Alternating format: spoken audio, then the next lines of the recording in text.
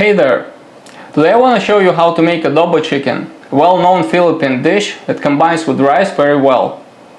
Currently I'm in the Philippines. I asked locals about this recipe and I adjusted it in order to make it simple yet delicious. Today I'd like to show you my version of this dish, and now let's get to the recipe. For this recipe you will need a chicken, ginger, chili peppers, which are optional, you don't have to use them if you don't like spicy food, garlic, dark soy sauce, cane sugar or brown sugar, rice vinegar or any other vinegar. In this case I'm using red cane vinegar. I'm gonna also use sesame oil, which is optional, but it will give a good flavor. Ideally you would need cilantro to enhance the flavor. I don't have it here, so I'm gonna use this Philippine herb, which is also good. Make sure to take a knife which is very cheap, that you don't feel sorry for, because we're gonna cut through the bones. You don't want to do this with a good high quality chef's knife because it damages it. I'm suggesting not to wash chicken because that's totally useless. When you wash it, there are tiny particles that are splashing all around and they will contaminate your products, while when you don't wash it, high temperature kills all the bacteria, so you don't have to worry about that. If you buy a chicken in a supermarket, the best way you can do it is just open and use it as it is. Prepare a metal bowl. Do not throw anything, especially the skin.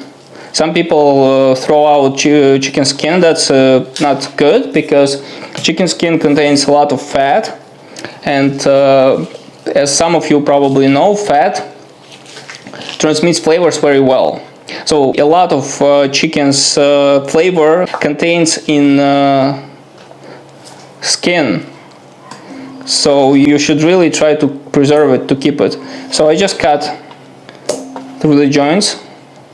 The advantage of soft steel knives is that I don't feel sorry for them. I can do whatever I want. They're extremely cheap, they're disposable, and I can sharpen them whenever I want. In this recipe I'm not going to throw out anything. I'm gonna use it. All the fat, all the bones.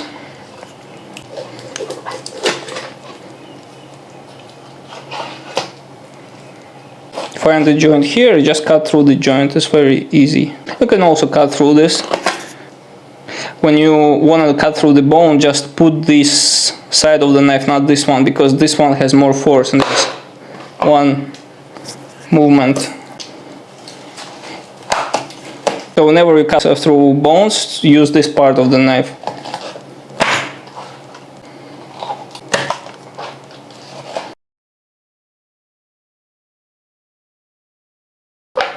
And that's our chicken. Now we're ready to marinate. Prepare the scales. So I was planning to use this cheap soy sauce for this recipe. I just tasted it. It tastes horrible. It's so bad that I'm just gonna do it like that because it's really bad. So I'm gonna use this high quality soy sauce. Make sure to try your soy sauce before using, because it will impact the flavor of the dish a lot. Also, I forgot to mention that I'm gonna use oyster sauce as well.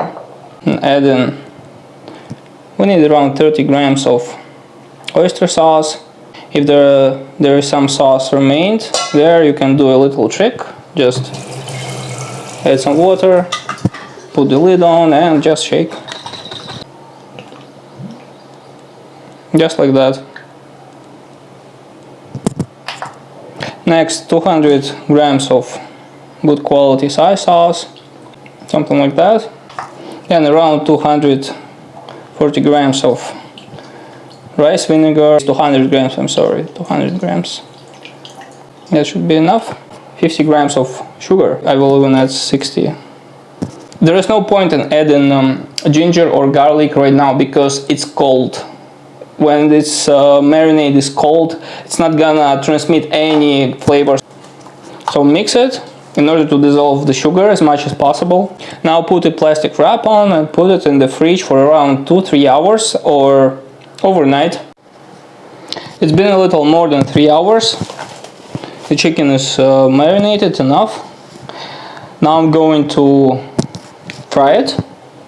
So ideally you would use a cast iron skillet, I don't have one, but in this case it's a really high quality stainless steel pan with a very thick bottom, so this will do. Make sure the bottom is very thick, because otherwise your adobo will burn. The thicker the bottom, the smaller chances are that it will burn. So I'm turning on the heat. First I'm going to fry it to give it some color. When you use an induction oven, I recommend starting with the low temperature. If you crank up the heat right away, your pan can be slightly damaged, it can concave like that, even if it's high quality steel. Because inductions are very strong, like they're extremely powerful. So I recommend starting like with the medium temperature, and then I will increase the heat when the pan is preheated. I recommend preparing the lid and the tongs in advance.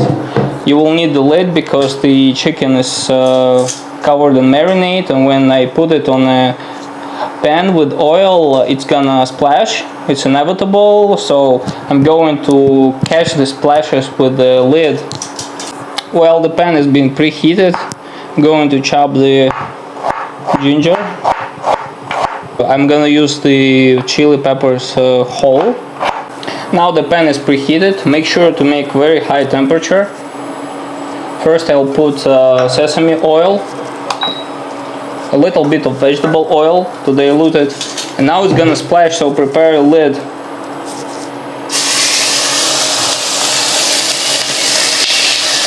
Otherwise your entire kitchen will be covered in oil.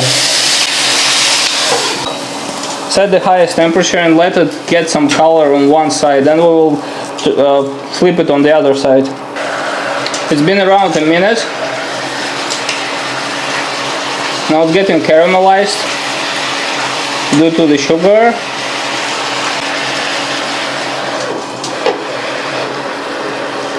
When I need the content of my pan to evaporate, I can do like this thing. So I keep some whole. Most of the fat gets caught by the lid, but at the same time it can evaporate and reduce. That's the end result. The chicken right now is brown, and it has more flavor because we fried it. If there is too much sauce on the bottom, feel free to just flip the pan and just remove it like that. That's what I just did. My chicken is ready. It's really nice and brown. I'm going to remove it. Please do not wash your pan, that's very important. This mixture contains a lot of flavor. Instead of washing it, just use a silicone spatula in order to transfer all these flavors to your chicken. I put it on heat. I immediately add a little bit of vegetable oil, a little bit of sesame oil. Then I'm adding the garlic, peppers, and ginger. Fry it for about 3 minutes to extract their flavors. If there is some black spots, you can just deglaze them and use a spatula. At this point I'm adding the black pepper and bay leaf. Mix it a few more seconds. Deglaze the pan. Now it's time to add the chicken and the remaining marinade. Please note that I added no salt. It's important because it has a lot of soy sauce and oyster sauce. It's already salty enough. Just bring it to a boil, put the lid on, and let it simmer. Now it's boiling. I remove the heat to a minimum. Just leave it like that and let it reduce for about an hour or more. There is one important detail I'd like to mention. It's been around 10 minutes. I tasted the sauce. It wasn't sweet enough, so I adjusted the taste and I added 2 tablespoons of amazing Philippine honey. And also I realized that the sauce is too liquid. There is too much liquid to evaporate, so I removed the lid. So if you're using this quantity that I wrote in the description, you probably will not need a lid. It's been an hour. Now the adobo is ready. So the sauce is very thick. I reduced it enough. About 10 minutes ago I added the herbs so that they have enough time to give flavor. I removed all the garlic and chili peppers. Now I'm going to taste it. It's delicious. The chicken is gentle. The combination of flavors is just amazing. There is sweetness, there is acidity, and the very rich flavor of chicken. It's concentrated because I reduced the stock. It's just amazing. So I'm going to serve it with rice. It's one of the best side dishes for adobo chicken. And here is the final result. I served it with rice.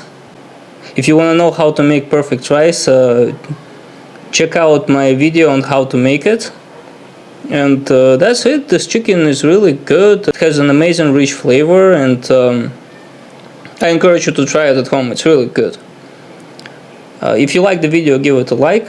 Let me know in comments what you think about this recipe, and subscribe to my channel to see my new videos. Thank you for watching.